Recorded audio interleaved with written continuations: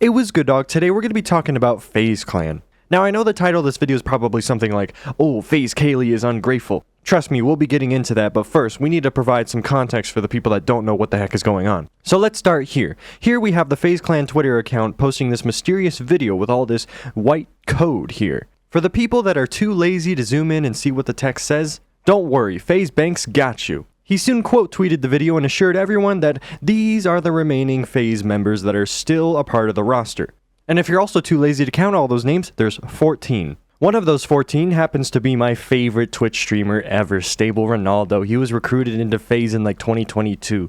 And so here's a tweet of him replying to it and like celebrating and stuff. And to prove that I am actually a fan and I'm not just glazing him for this video, here is proof that I have 33 months subscribed to his Twitch. Almost 3 years, okay? Apart from the remaining members that are still a part of FaZe, here are some games that they're going to continue to stream. And so it's mostly the same. Yeah, that's about it. So now let's talk about the members that FaZe dropped during this announcement. Here is FaZe Blaze. After 9 years and 113 days, I was informed that I will no longer be in FaZe. Here are my thoughts and feelings about it. Thank you for the memories. I actually found out that I was going to leave FaZe or get kicked from FaZe, I guess, 2 months ago. And when I first found out, I was really sad. But God's timing is insane. I didn't even have a full day to process the news that I am no longer in FaZe, which was devastating. And I received the literal best news of my life and an announcement that I'm going to make in this video that I've been holding on to for about 2 months now. But this is an email from our sales rep, Becca. She said, "Congratulations team, you brought an amazing product and plan to the world's largest retailer. They not only like it, but love it to the point where Walmart wants it for themselves for the first 6 months. This is not an everyday occurrence. Please take a beat and appreciate what you have done this far and let's kick ass on our product launch." Guys, I started something that is ending up in a freaking Walmart, and not just one Walmart, over 3,000 Walmart stores. Basically, in this video, Blaze explains that he found out he was kicked from FaZe very quickly. He was sad about it. A lot of people he knew personally was also sad for him, but then, out of nowhere, he was met with the greatest news of his life. He managed to partner up with Walmart. Now, I don't know much about the product that Walmart is wanting from Blaze. It's not really that important. But let's just say, in short, Walmart sees Blaze as a valuable asset in terms of retail. And so now that FaZe doesn't want Blaze, Walmart wants Blaze, and so he might be better off with Walmart than he ever was with FaZe. Now here's FaZe Banks congratulating Blaze on all this, and you can pause it and read it if you want, yeah. Now that's unfortunately the most positive note in this entire story so far, so let's continue. Now something to keep in mind is that FaZeClan is a very large organization and they've had a lot of employees for many years now. Now this article I found, it's absolutely outdated now because so many people were let off, but before this massive layoff, FaZeClan has 56 players and coaches and 54 creators according to Wikipedia on a gfuel.com blog. That makes 110 content and competitive members with a number of behind the scenes workers and management people. All the FaZe members waking up to see Banks kick them this morning. And then it's the ending of Endgame when Thanos' army was defeated. Yeah, it's kind of funny. Now, with all those numbers in mind, there are a lot of people that are going to be affected by this massive layoff as FaZe goes into the next generation of its business. So for the rest of my video here, this isn't really going to be me covering drama. It's me covering something that kind of bothered me. So let's get into FaZe Kalei and her response to getting kicked. Here we go. Yeah, I'm being serious. I got kicked. One of the only members that can pull millions of impressions a week, top streamer for Warzone, and still had so much love and passion for a team that I didn't even get paid to stay there. I stayed because I loved it. No crypto content, no FaZe for you. Yeah, I literally got told by everyone. We were gonna be the people to stay. And I'm not like really emotional, but this has been like a year in the making. It's so amazing how I already knew all of this a year ago. And when I told them I knew who the recruits were, they were, "How do you know? Are you kidding me?" They treated like we were fucking stupid. The way that it was handled, nobody deserved that. Now this clip I just showed here was FaZe Kalei's initial reaction on stream, right as she got the news. Now I just want to say up front, I am not on Kalei's side or FaZe's side entirely. I'm not going to say FaZeClan is the best business or organization to have ever existed, especially not now, because it's very different from what it was in the past. At the bottom line, FaZeClan is a business, and so they're going to take it into a different direction so that they can benefit and make more money, because esports is dying, and so it would be stupid for them financially to keep doing exactly what they're doing right now, and so the massive layoff from a business standpoint makes sense. Do I personally think it's cringe that FaZeClan is going to go full hog on the crypto world? Kind of, yeah, for the most part, I think it's very cringe. But it is what it is. If it makes them money, then that's fine. That's just how businesses work. So with that out of the way, let's go back to the creators that were kicked from FaZe, specifically Kalei for right now. There's a particular reason why FaZe Banks chose to keep those 14 members that he listed in his tweet. And as the viewers, we don't entirely know what those reasons could be, but in my opinion, I think it's safe to say that those are creators that are good for PR, a sense of community, and a sense of business. And so with that being said, FaZe Kalei is not really good for most of those things. And I'm not saying that to be mean, and they're probably not saying it to be mean either. Out of the 50 to 100 people that they need to kick from FaZe, Kalei happened to be one of them, and 14 of those other FaZe members happen to be ones that get to stay. So regarding this stream clip of her initial reaction talking to her viewers, we can all tell that she tried to restrain herself from getting really emotional, both in the sad way but also in the angry way. She started speaking in a very spiteful manner, saying that, oh, I get FaZe all of this esports attention, I'm one of the top Warzone streamers. Which right off the bat, that sounds extremely entitled. If she wants to continue her brand and keep making money in some way or another, whether or not it's from FaZe, you need to give businesses or other organizations a reason to put you on their roster, because they need to find a reason for them to believe that you are a valuable asset. And so that means taking care of your own PR.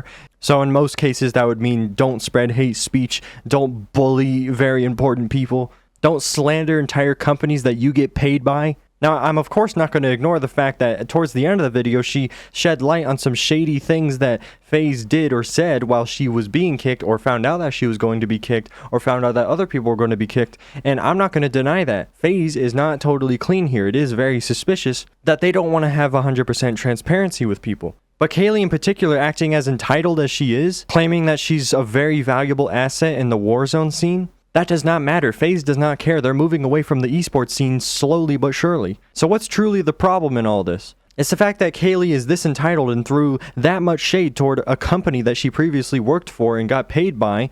And so other organizations or companies are going to see that and be like, oh, we do not want to work with FaZe Kalei. Oh, heck no. She is way too entitled and toxic. We don't want that on our brand.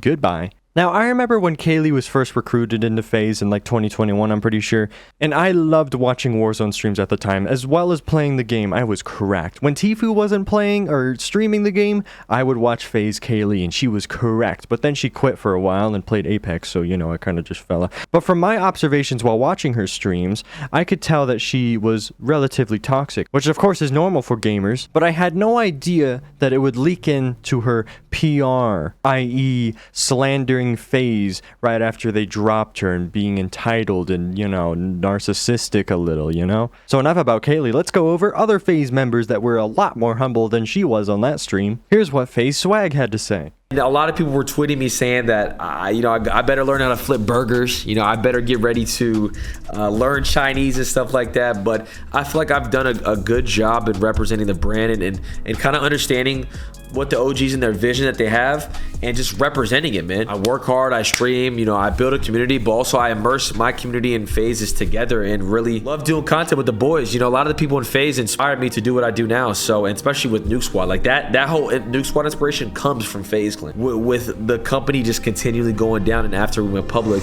a lot of the guys started drifting away, and rightfully so. It just wasn't FaZe anymore, you know what I mean? Besides Blaze, Swag had the best response out of anyone else. He remained humble, he shed light on the good times he had with FaZe rather than the shady business practices, and from a psychology standpoint, that's a very great way to end off an era in a way that you don't look back on it negatively. Focus on the good times rather than reminiscing on everything you hated about something.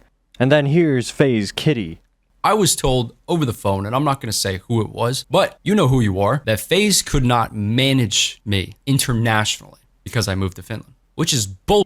Because at that time, there was over 10 people that were in FaZeClan that had managers that were international. So whatever PR was thrown at me, I knew that off the rip that was complete.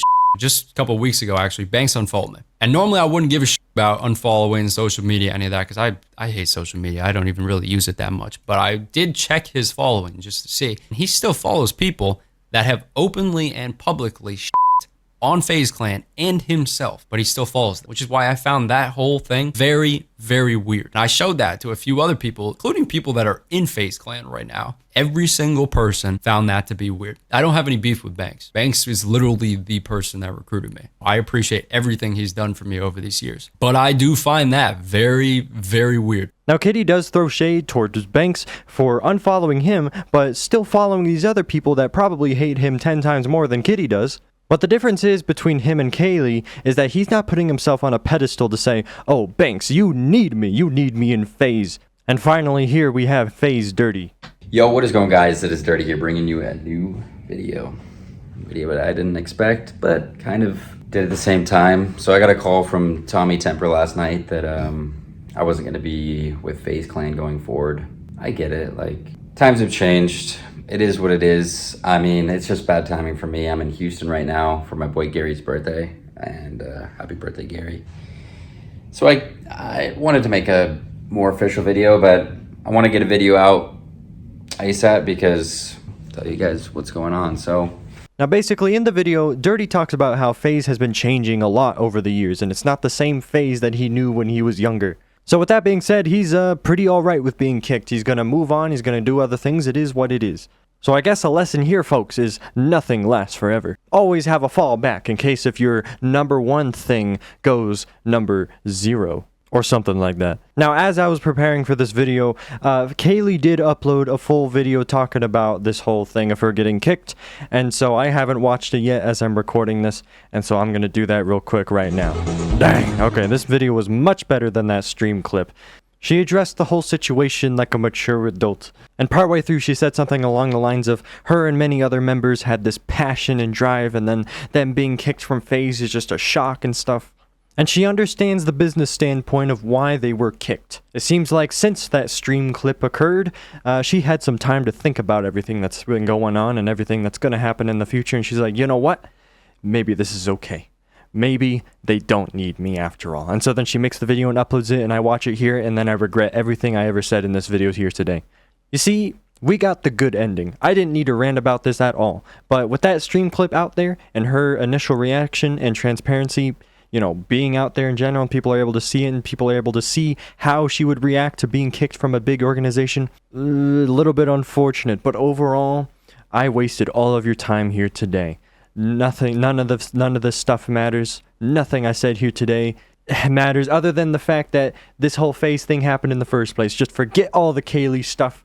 You've all been jebaited, and I should have waited for her video to drop before recording this. Maybe someday I will be recruited to Faze, and I will be known as Faze Teagues. And instead of uploading on my own YouTube channel, I could be editing for them. Sub to the second channel, follow the Rumble, Instagram, Twitter, X, TikTok, and join the Discord server. Follow all the social media.